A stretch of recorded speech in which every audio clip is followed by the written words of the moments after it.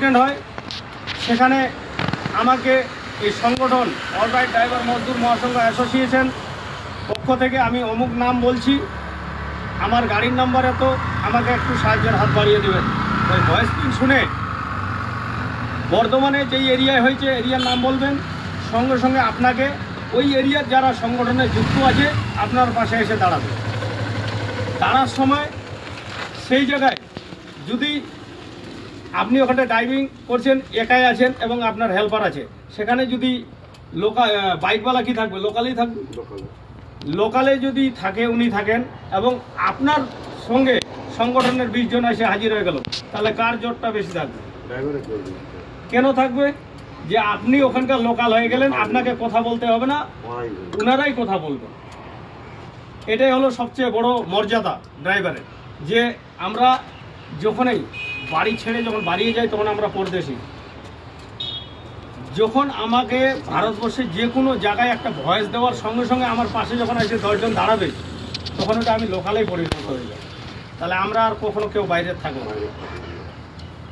এর জন্যে হোয়াটসঅ্যাপ মাধ্যমে গ্রুপটা চলছে এবং আপনি ভয়েস করলেন, আপনি যেমন বিপদে পড়েছেন, আমি যদি না শুনি তাহলে আমি কোথা থেকে আপনাকে সাহায্য করব?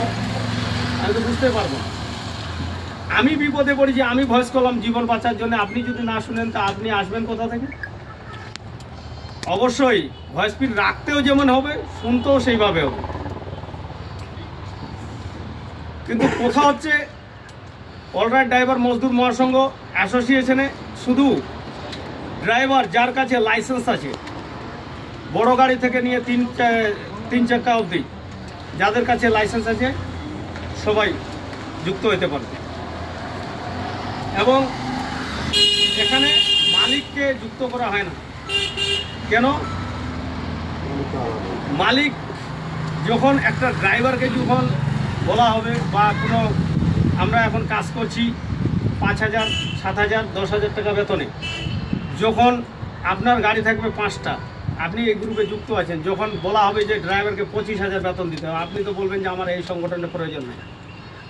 কেন? যে আপনার তো 5টা গাড়ি মানে 1,25,000 টাকা মাসে দিতে হবে, তখন তো আপনি সাইড হয়ে যাবেন। তাহলে আপনি তো ড্রাইভারের জন্য লড়াই করছেন না, করছেন কি? কোনো মালিকই করবেন না। কিন্তু সেই জন্যে অনলি এখানটা ড্রাইভারে যুক্ত হওয়াটা সবচেয়ে বেটার।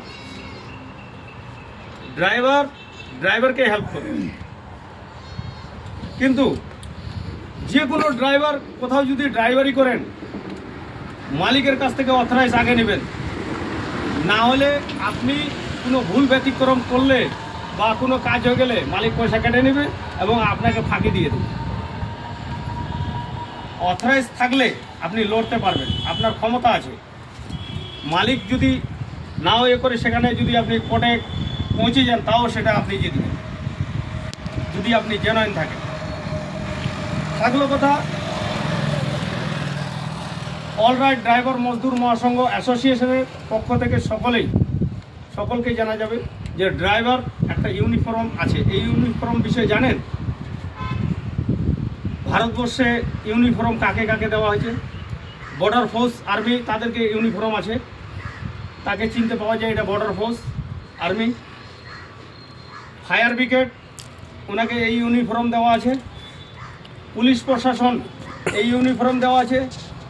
এবং ড্রাইভারকে দ্বিতীয় সৈনিক বলা হয়েছে, তো ভারতের দ্বিতীয় সৈনিক হলো ড্রাইভার, তাকেও ইউনিফর্ম দেওয়া আছে।